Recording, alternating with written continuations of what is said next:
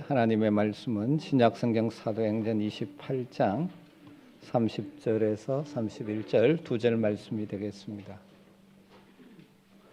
사도행전 28장 30절과 31절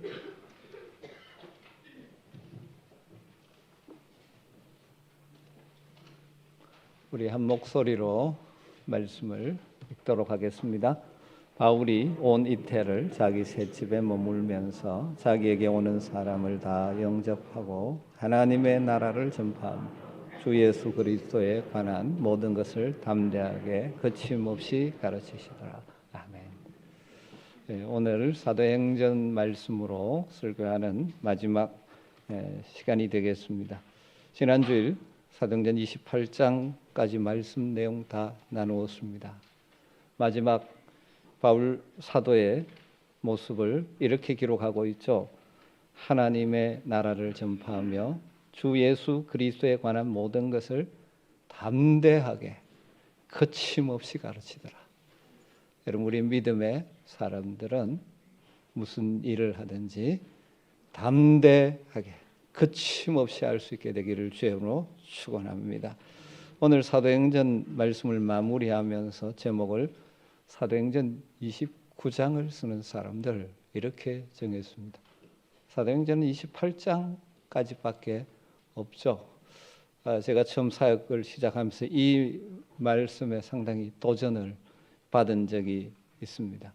사도행전은 미완결로 지금 끝이 나고 있죠. 바울이 거침없이 담대하게 가르치고 있는 장면, 그것으로 끝을 내고 있습니다. 어떤 것은 완결로 끝나야 멋있는 게 있지만 미완결로 끝나는 것이 더 멋있을 수도 있습니다. 사도행전 저자 누가는 성령의 감동으로 사도행전을 이 미완결로 진행되고 있는 그대로 끝을 내고 있습니다. 왜 그렇게 할까요? 여러 가지 의미가 있을 것 같습니다. 그 중에 하나는 이 사도행전의 역사, 다르게 말하면 복음의 확산, 하나님의 나라가 확산되어지는 이 역사는 결코 끝나지 않고 계속되기 때문이죠. 베드로와 바울의 사역이 아직 그 사역의 기록은 끝을 내지만 계속되는 사도의 역사 그리고 하나님의 역사는 지속되기 때문이죠.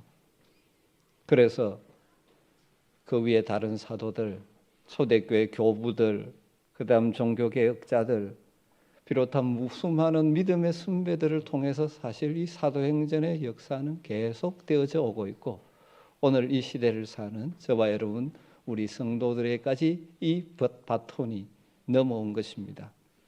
사도행전이라는 말은 그 의미 그대로를 풀면 사도들이 행한 일에 대한 기록이죠. 사도들이 행한 일에 대한 기록. 사도라고 번역된 헬라어는 아포스톨로스라는 단어인데 문자적으로는 보냄을 받은 자라는 뜻이죠. 좁은 의미에서 사도는 예수님의 제자들이 중심된 초대교회 지도자들을 가리킵니다.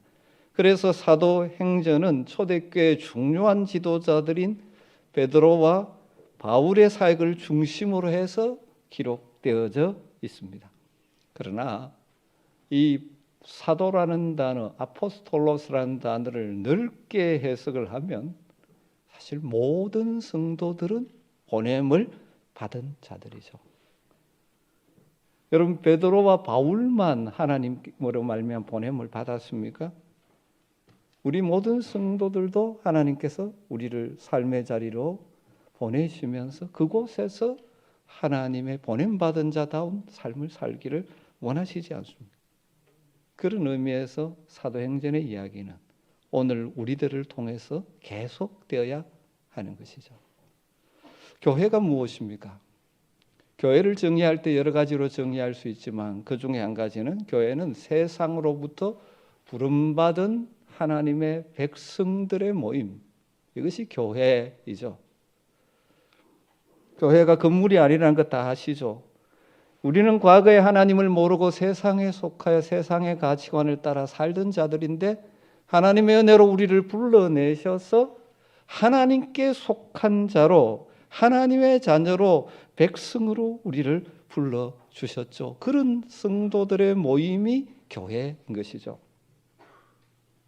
이전에는 세상에 속해 세상의 가치관을 따라 풍조를 따라 욕심을 따라 살던 우리들을 그냥 그 길로 가면 영원한 멸망이게 버려두시지 않으시고 하나님의 놀라운 은혜로 우리를 불러내셔서 예수 그리스도를 나의 구주와 주님으로 믿게 하셔서 하나님께 속한 자, 하나님의 자녀, 하나님의 백성이 되게 주셨습니다.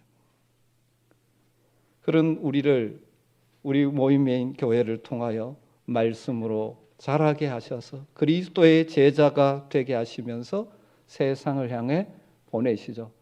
예수님께서도 제자들을 부르셔서 3년 동안 함께 하신 후에 마지막 제자들을 세상으로 보내시지 않습니까? 그런 의미에서 또 교회는 세상으로 보냄받은 그리스도의 제자들의 모임이 교회입니다. 세상으로부터 부름받아 하나님의 백성이 된 우리들의 모임이 교회인가 동시에 우리는 또한 세상으로 보냄받아 그곳에서 그리스도의 제자로 살기를 원하시는 주님의 뜻을 담은 자들, 그것이 바로 교회죠. 그런 의미에서 건강한 교회, 건강한 성도는 세상으로부터 부름받은 하나님의 백성이기 때문에 타락한 세상의 문화와 가치관으로부터 삶의 방식으로부터 구별되는 거룩성을 유지해야 되는 것이죠. 그래서 성경은 우리에게 거룩하라고 말씀하시는 것입니다.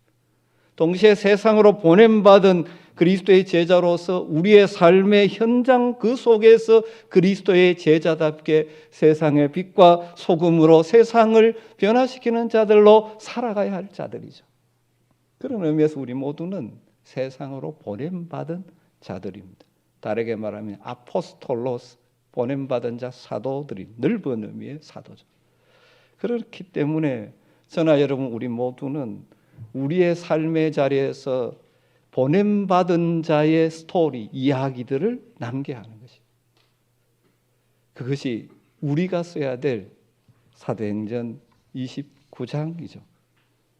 사도행전 28장까지 초대교회 사도들이 그들의 이야기를 남겼다면 이제는 이 시대 보냄받은 자들로서 우리의 삶의 자리에서 사도행전 29장을 우리가 써가는 그런 성도들이 되어야 하는 것이죠. 그렇다면 우리가 남겨야 될 사도행전 29장, 우리의 삶의 이야기는 어떤 내용으로 채워지면 좋겠습니까? 이것은 우리가 어떤 자세로 살아가야 하는지를 보여주는 것이죠. 우리가 어떤 자세로 살아갈 때 우리의 삶의 이야기가, 삶의 스토리가 하나님이 기뻐하시는 하나님의 뜻을 이루는 영원히 남게 되는 사도행전 29장과 같이 되겠습니다. 사도행전 전체 흐름을 통해서 여러 가지가 있지만 저는 오늘 세 가지를 말씀드리고 싶습니다. 첫 번째, 우리의 이야기는, 우리의 인생의 이야기는 성령님의 이야기로 채워져야 합니다. 사도행전을 또 다른 말로 성령행전이라고 부르죠. 왜 그렇게 부릅니까? 사도행전은 사도들이 행한 일의 기록인데 사도들이 행한 일은 성령께서 그들과 함께 하신 이야기이기 때문이죠. 그들이 성령의 충만함을 받고 성령의 능력을 받고 성령의 인도함을 따라 그들이 사역하고 일했던 모든 이야기가 사도행전의 기록인 것이죠. 다르게 말하면 성령께서 그들을 사용하셔서 일하신 역사가 사도행전의 기록이죠.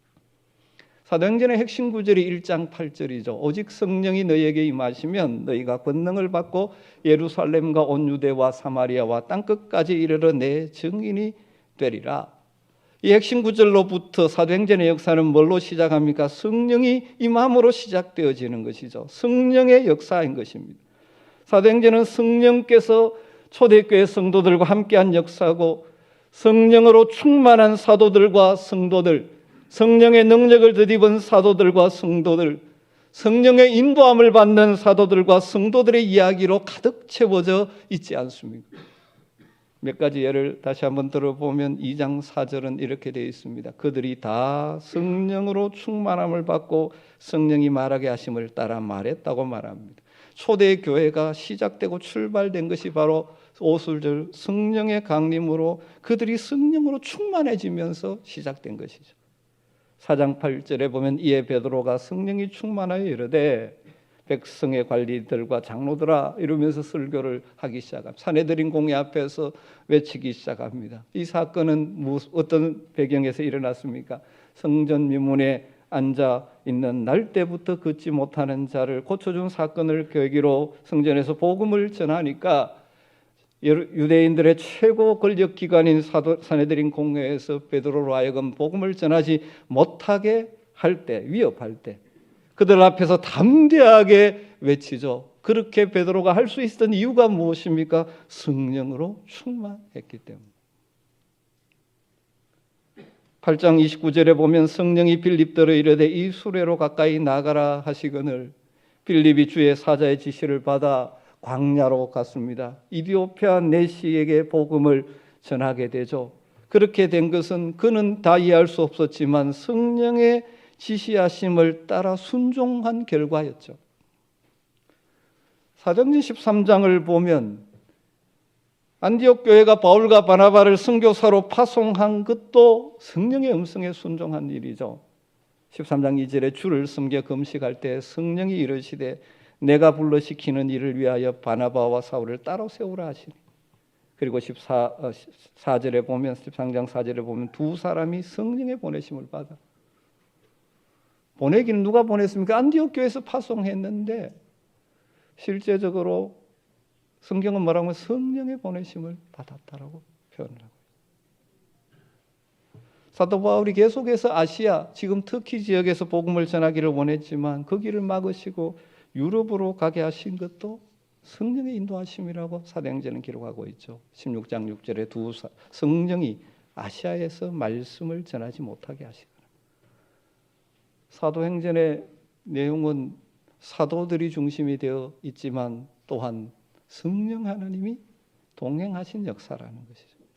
성령께서 사도들을 세우시고 그들을 통하여 복음을 전하게 하시고 교회를 세우시고 교회를 유지하게 하시고 교회를 부흥케 하시고 복음을 전하는 일에 사람들을 세우게 하셨죠. 여러분, 그래서 사도행전의 이야기는 성령의 이야기죠. 우리가 이 시대 하나님의 보냄받은 자들로서 우리의 삶의 사도행전 29장 우리의 삶의 이야기를 써가려면 성령의 사람들이 되어야 하는 것입니다.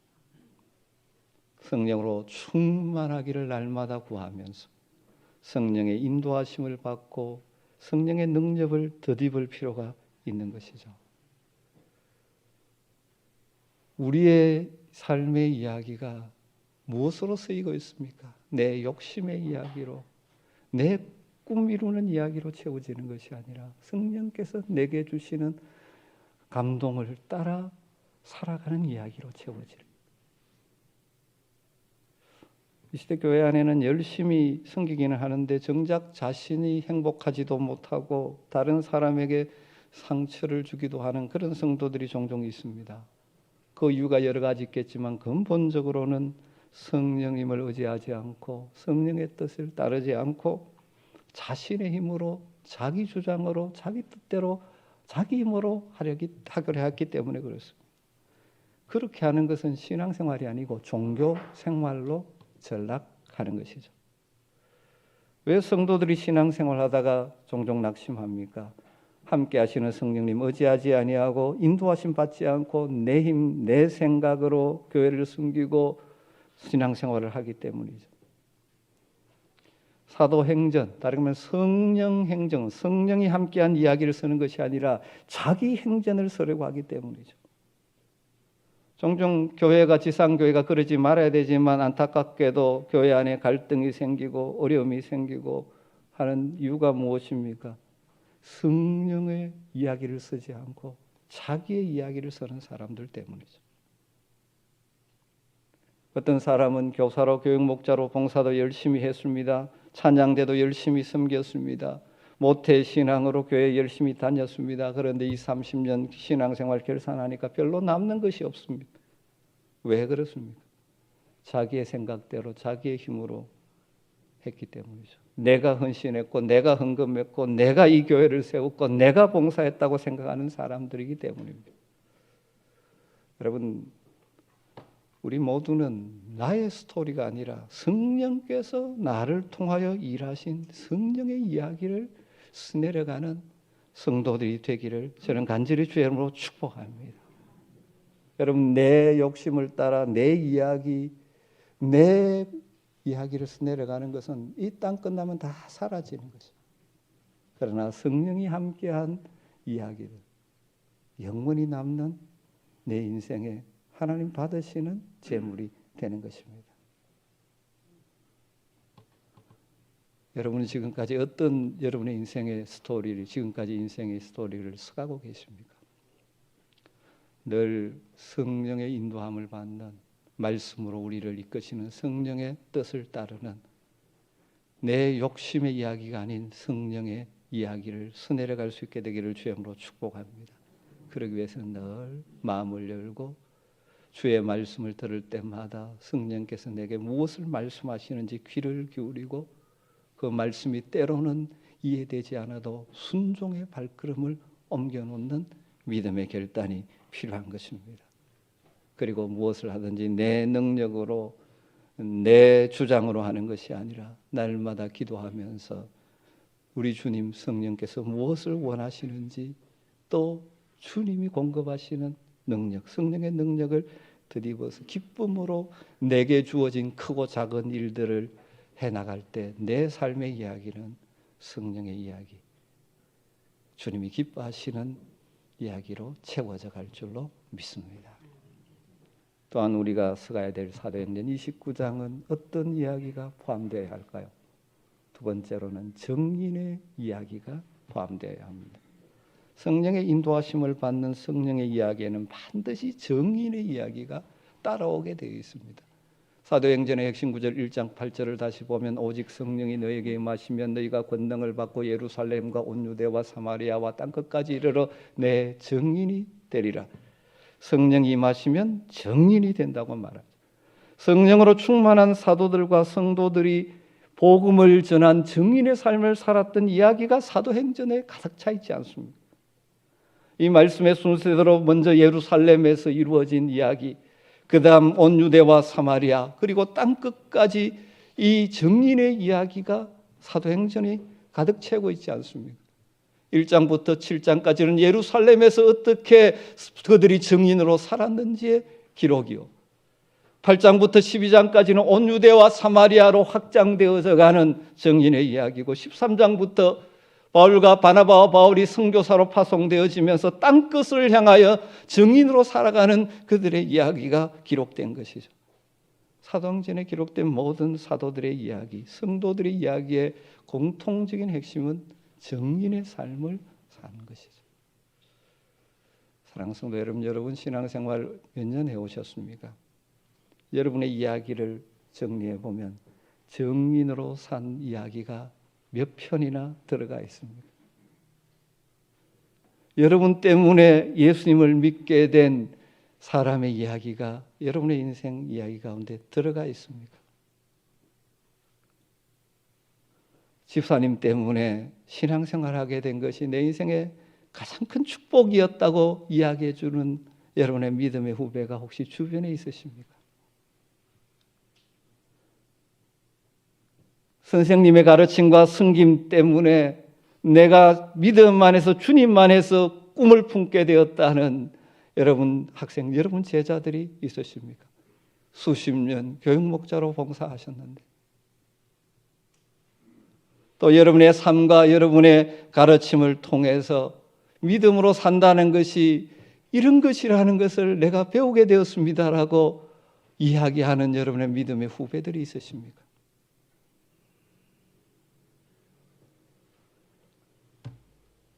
저는 우리 아멘교 성도님들의 남은 인생, 지금까지의 인생에도 그렇지만 남은 인생이 얼마인지 모르지만 여러분의 이 인생, 이 스토리 가운데 정인의 이야기가 더 풍성해지기를 간절히 주의 이름으로 축복합니다. 하나님 기뻐하실 것입니다. 마지막 사도행전, 우리가 써가야 될 사도행전 29장에는 헌신의 이야기가 포함되어 있어야 할 것입니다. 사도행전의 또 다른 중요한 주제는 헌신이죠. 그 수많은 성도들과 사도들과 성도들의 그 헌신을 통하여 교회가 세워져 가는 이야기죠.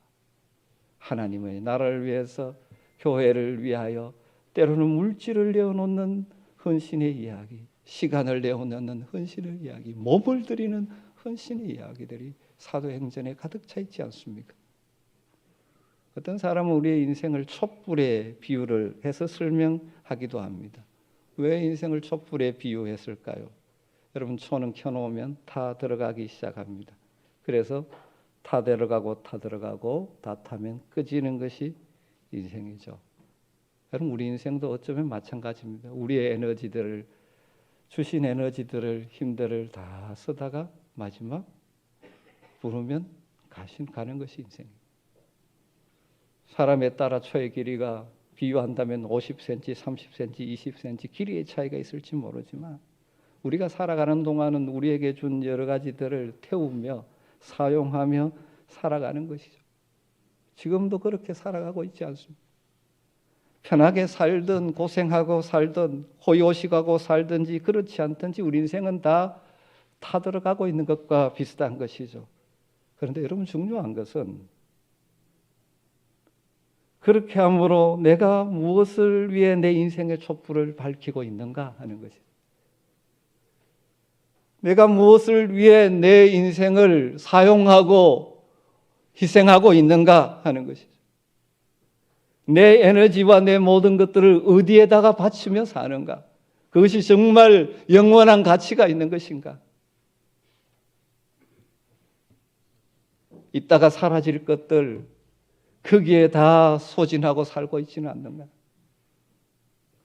여러분, 사도행전에 나오는 사도들과 성도들의 이야기들 가운데 하나님 나라를 위해서 자기의 인생을 드린 이야기들이 얼마나 많습니다. 좀 이 대표적인 예를 몇 가지 든다면 스데반 집사님을 한번 보십시오. 그는 참 젊은 나이에 아깝게 죽었습니다. 순교했습니다. 복음을 전하다가 돌에 맞아 죽었습니다. 그런데 그 마지막 모습을 뭐라고 기억합니까? 천사의 얼굴 같았다라고 기록하고 있죠. 예수님께서 그를 환영하기 위해서 보좌 위에 일어선 것을 보았다라고 말합니다. 그만큼 하나님 나라를 위해서 산 것이죠. 베드로, 하나님 나라를 위해서 복음을 전하다가 매를 맞기도 하고 옥에 갇히기도 하고, 그리고 마지막 전성에 의하면 십자가에 거꾸로 달려 순교했다고 하지 않습니까? 바울 평생 복음을 위해 살았습니다. 그가 처음에는 복음의 적대자, 하나님의 교회를 박해하는, 성도를 박해하는 자였으나 다메섹 가는 길에서 영광의 주님이 찾아오셔서 그를 부르시며 이방인의 사도로 부르신 이후에 그는 복음을 위하여 자신의 모든 것을 헌신하며 살았던 자죠. 내가 달려갈 길과 주 예수께 받은 사명 곧 은혜의 복음을 전하는 정언하는 일을 마치려 하면은 나의 생명조차 귀한 것으로 여기지 아니하노라 고백하면서 자기 인생을 하나님의 나라와 교회를 위하여 사용했던 자들. 또 이렇게 말씀드리면 다 우리가 그렇게 살아야 되느냐? 그런 것은 아닙니다. 다 사도가 되어야 되는 것도 아니고 다 사역자가 되어야 되는 것도 아닙니다. 그렇지만 하나님께서 여러분에게 허락하신 각자의 삶의 자리에서 주님의 뜻을 따라, 우리를 부르신 주님 그 영광스러운 뜻을 따라 수임받는 여러분의 헌신의 이야기가 있어야 하는 것입니다. 여러분의 인생에 이런 헌신의 이야기가 몇 편 있으십니까? 주님을 위해, 교회를 위해, 복음을 위해 여러분이 헌신했던 이야기들은 무엇이 있습니까? 교회는 출석해서 왔다 갔다 하면서 교회를 통해서 무엇을 받을까만 늘 생각하고 왜 사랑해 주지 않느냐 불평하고 그러고 있지는 않습니다. 주를 위해서, 다른 성도를 위해서 여러분의 헌신의 이야기는 무엇이 있습니까? 복음을 위해, 주님의 나라를 위해, 주님의 교회를 위하여 여러분이 실천한 헌신의 이야기가 있습니까? 올 한 해를 마감하는 12월입니다. 특별히 오늘 여러분의 삶을 한번 돌아보십시오. 여러분의 인생 이야기를, 지금까지 여러분의 인생 이야기를 한번 정리해 보십시오. 여러분은 어떻게 살아오셨습니까? 나름대로 쉽지 않은 인생이지만 열심히 살아오셨죠. 그런데 그 여러분의 이야기 가운데 정말 사도행전 29장에 기록될 이야기는 몇 편이나 있는 것 같습니까? 혹시 여러분의 인생 이야기를 돌아보니 전부 나의 이야기고, 내 욕심을 채우기 위해서 이리저리 뛰어다닌 이야기고, 내가 드러내려고 나를 드러내기 위해서 노력했던 이야기고, 내 집 넓히기 위해서 힘썼던 이야기고, 내 꿈 계획을 이루기 위해서 발부둥 친 그런 이야기들로만 가득 차 있지는 않으십니까? 하나님 앞에서 여러분의 인생을 점검한다면 여러분의 인생의 이야기가 어떤 것 같습니까?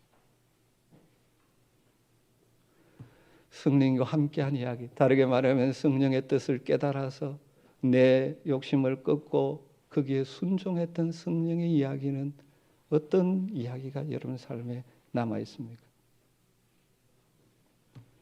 성령의 음성을 따라 내 인격이 변화되어져 가는 성령의 열매를 맺어가는 이야기는 어떤 이야기가 있습니까?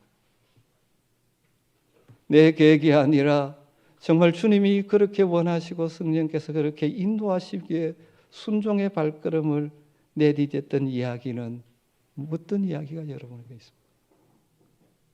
성령이 감동을 주셨음에도 눌러버리고 내 편한 대로 욕심대로 살았던 이야기들이 여러분의 삶의 이야기를 혹시 채우고 있지는 않습니까? 자주 이야기하지만 여러분, 편하게 사는 것이 잘 사는 것이 아니에요.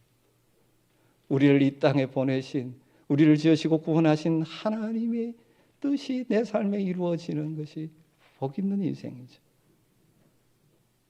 또 여러분의 삶의 정인의 이야기는 여러분이 복음을 전하기 위해서 기도했던 이야기, 사랑하는 친구에게 복음을 전하기 위해서 찾아가 차를 마시며 대화했던 이야기, 그를 교회에 초청하기 위해서 애썼던 이야기들, 그런 정인의 이야기들은 여러분의 삶에 몇 편이 있습니다.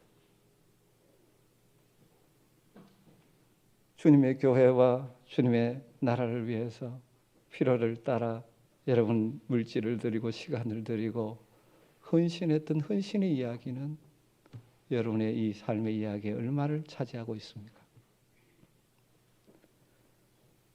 저는 한 해를 마감하는 이 시간에 하나님 앞에서 우리 모두 다가 내 인생의 이야기들을 다시 한번 점검해보고 남은 내 인생의 이야기에 좀 더 이 사도행전 29장에 들어갈 이야기들을 채워가기를 결단하는 은혜가 있기를 간절히 주의 이름으로 부탁을 드립니다. 그런 믿음으로 산다고 했지만 너무나 인간적인 이야기들이 우리의 삶을 너무 많이 차지하고 있지 않습니까? 이렇게 큰 소리치고 목사로서 이야기하지만 내 삶에도 목사라 하면서도 그렇지 못한 사람들이 많이 있음을 깨닫게 되어집니다. 여러분, 이 시간 오늘 말씀 앞에서 겸손히 마음의 문을 열고 여러분의 자신을 돌아보는 시간이 되기를 간절히 주의 이름으로 축복합니다. 지금까지 어떻게 살아오셨던 우리의 남은 인생의 길이가 얼마인지는 모르지만 언젠가는 끝나게 될 것입니다. 그때까지 우리의 삶에 남은 삶을 어떤 스토리로 채워가기를 원하십니까?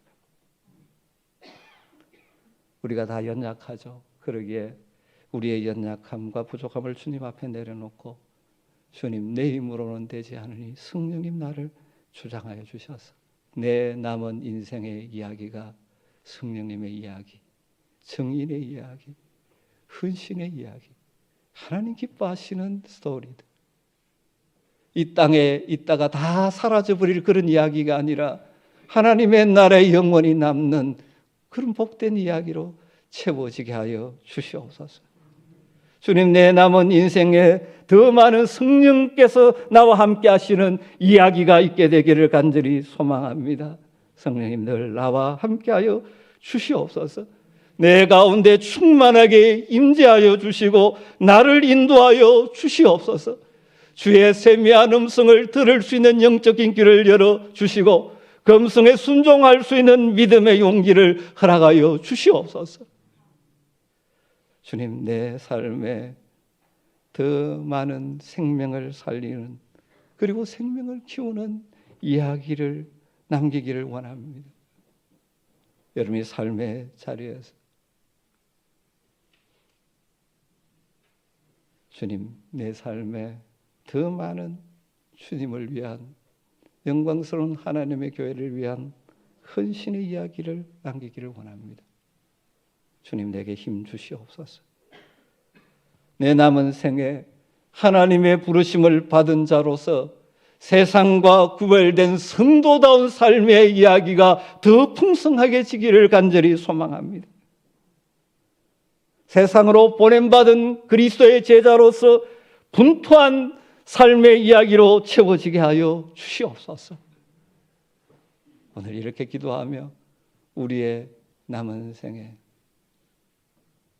사도행전 29장을 우리 각자 삶의 이야기로 써감으로 마지막 주님이 우리의 인생을 보며 잘하였도다, 착하고 충성된 종이라는 칭찬을 받게 되는 우리 모두가 되기를 주의 이름으로 축원합니다.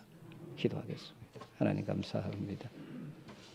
오늘 사도행전을 마무리하면서 우리 역시 하나님의 은혜로 구원받은 자인과 동시에 세상에 보냄받은 그리스도의 제자이기에 우리의 삶을 사도행전 29장으로 써가기를 소망하는 마음을 주심을 감사합니다. 성령님, 우리와 함께하여 주시옵소서. 내 욕심의 이야기만 남는 것이 아니라 성령께서 나를 통하여 일하시는 이야기, 내 인격의 변화의 이야기들이 내 삶에 충만하게 하여 주시고 정인의 이야기, 헌신의 이야기들이 더 풍성하게 하여 주셔서 이 땅 마무리할 때 잘했다, 착하고 충성된 종이라는 주의 음성을 다 듣게 하여 주시옵소서. 예수님의 이름으로 기도드리옵나이다. 아멘.